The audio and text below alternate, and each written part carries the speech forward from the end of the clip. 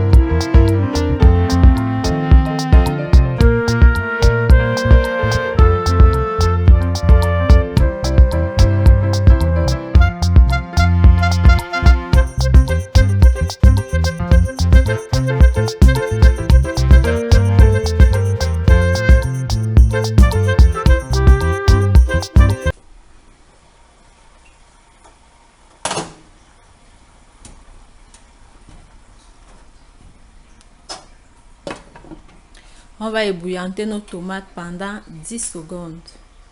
10, 9, 8, 5, non, 7, 6, 5, 4, 3, 2 et 1. On enlève. Une fois mes 10 secondes écoulées, je vais venir vider cette eau bouillante et je vais rafraîchir mes tomates.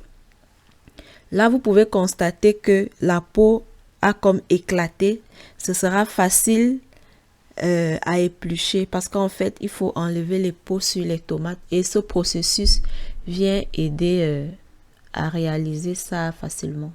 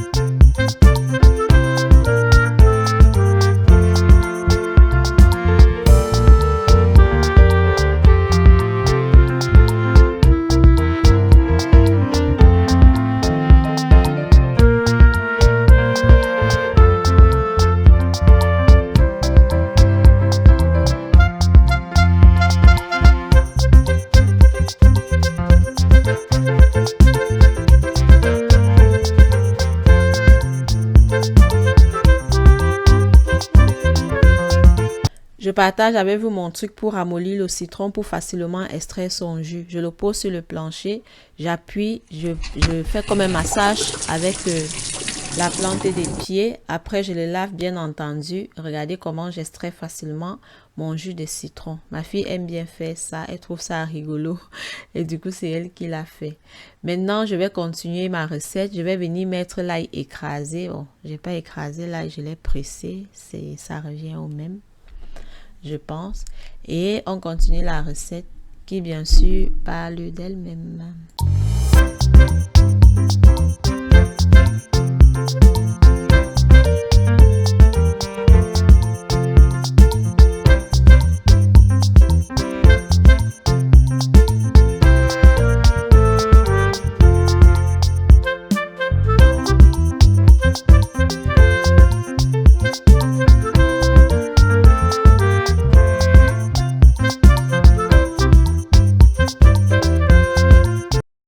J'ai sorti le couscous, mais j'ai omis de prendre la quantité nécessaire. Donc, on va mesurer ça ensemble là maintenant.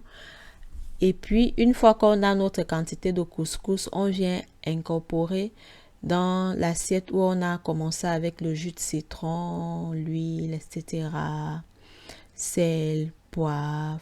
Maintenant, une fois qu'on a mélangé bien notre couscous à ce jus-là, on va donc rajouter les tomates, les poivrons verts, les poivrons rouges, le persil, le basilic. Moi, je vais rajouter les olives en même temps. Mais sinon, la recette dit de décorer avec les olives. Ça veut dire que c'est juste quand vous servez votre couscous, vous prenez les olives, vous décorez avant de passer à table. Moi, je vais mélanger tout et c'est fait. C'est aussi ça la cuisine. Vous faites comme bon vous semble. Vous prenez des raccourcis. Si c'est quelque chose qui n'est pas trop difficile ou qui n'impacte pas trop la recette, vous pouvez modifier. Maintenant, il faut laisser reposer au frigo pendant 2 heures de temps en remuant de temps en temps. C'est pour ça que je mets le film plastique. Je pose la fourchette au-dessus. C'est avec cette fourchette que je vais venir remuer de temps en temps.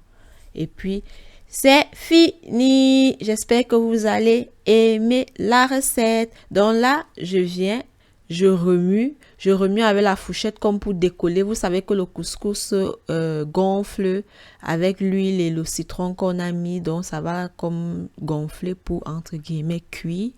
Et c'est pour ça qu'on tourne avec la fourchette pour le délayer, pour le démêler un petit peu. Merci d'avoir suivi ma vidéo. Je vous envoie plein de bisous. Je vous souhaite une très bonne santé. Je vous suis infiniment reconnaissante. Et je vous donne rendez-vous pour une prochaine vidéo. Bisous.